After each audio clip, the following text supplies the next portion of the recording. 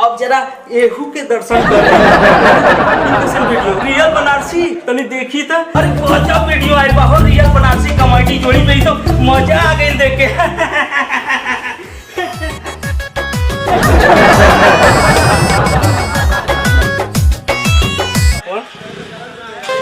कहा देखा तू ये खिलाऊं भैया। हाँ भैया, आज तुहार दूधवा ज्यादा काहे तोहार भैंसिया कम देला का? क्या बताई सरवा, हमार भैंसिया 2 लीटर दे ये खिलाऊं भैया। हाँ भैया, तनी से हम उपाय बतैता, हमार भैंसिया भी ज्यादा दूध देवे लगे। अरे हम अपने गैयवा के मोबाइल चालू करके सड़वा के वीडियो दिखाईला। 1 लीटर 2 लीटर का हमार गैयवा सीधे 20 लीटर दे देला। अरे का हो तुलारे भैया, का देखता रहो? ला देखा, राम और रहीमो आ गए। तोहार का जरूरत है? अरे दुनो जाने मर्दवा, आवा वीडियो देखा।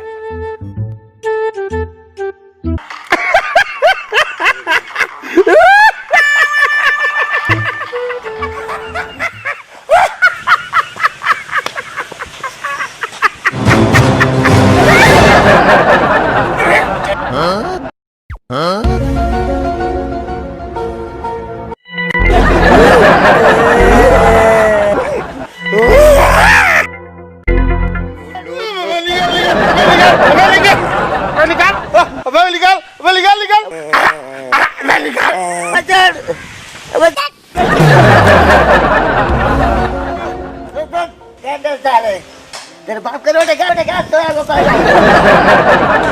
बस साले 1.5 फुटिए मुझे गंडा बोला, तेरे बाप पे गया। तेरी इतनी हिम्मत, अब मैं तुझे नहीं छोड़ूंगा।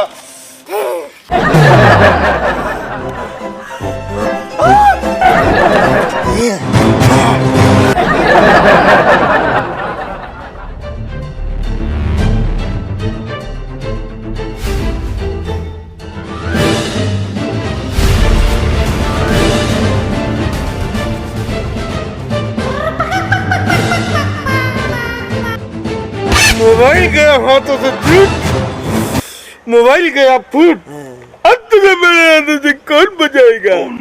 ये बचाएगा ना? क्या देख रहे हो? ये नया मोबाइल दिया हूँ, ले चलाओ।